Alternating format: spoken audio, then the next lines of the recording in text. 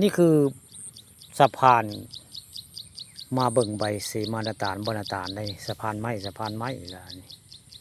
เป็นสะพานไม้ได้นี่ล่ะสะพานย่างมาเบิ่งใบสีมานาตาลแหละมองนี่ก็คือเป็นบริเวณใบสีมานาตาลในมองนี้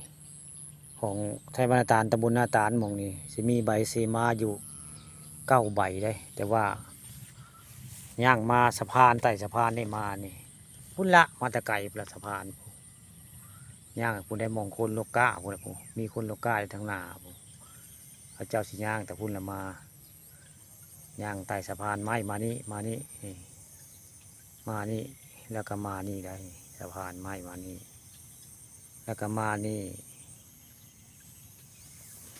แล้วก็มานี่เนาะมามองใบสีมานาตาลเจนเทินนั่นแหละใบสีมานาตาลล่ะนี่ตอนค่ำวันนี้พวกข้าพาเบิ่งใบสีมานาตาลบ้านนาตาลมองนี่ก็คือเป็นนาเนี่ยแม่ริมได้มอยาวขนาดใหญ่บ้านนาตาลตำบลนาตาลล่ะนี่ตะวินใกล้สิตกได้ตอนค่ำตอนแรงพวกข้าเอาภาพ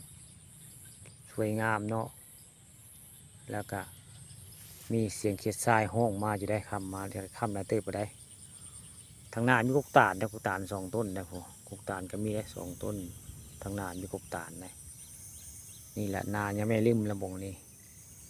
นายังไม่ริมธรรมนาตาลนะนี่ก็เป็นตรงให้ทางนาธรรมนาตาลในมงบริเวณนี่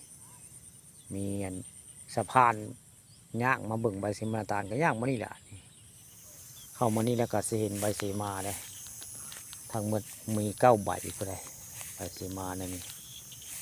ใบเสมานาตาลนี่มี9 ใบทั้งหมดที่มีหินแกะสลักโบราณไว้ง่าย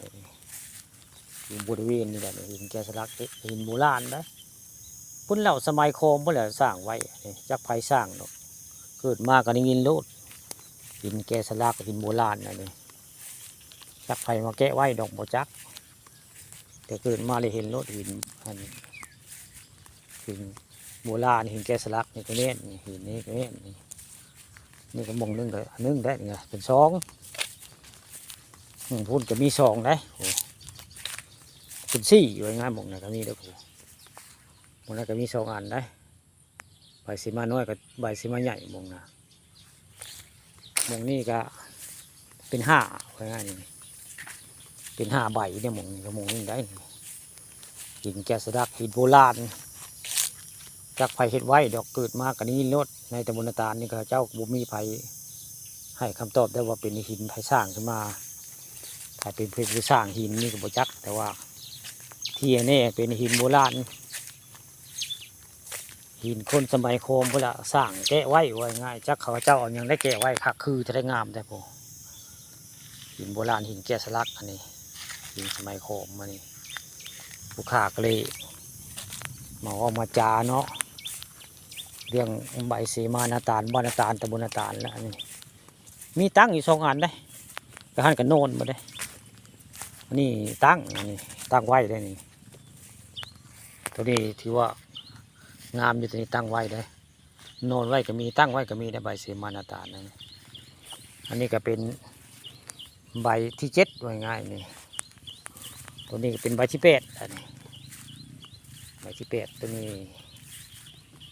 ใบที่8ตัวโนนนี่เป็นใบที่9ได้เพิ่งพ้นพบมือหน้าเล้งอะไรมาเหตุงานบุญมือตอนหน้าเล้งก็เลยเห็นใบที่9ใบที่9แล้วนี่ใบเสมานาตาลใบที่9เป็นอันนี้แหละนี่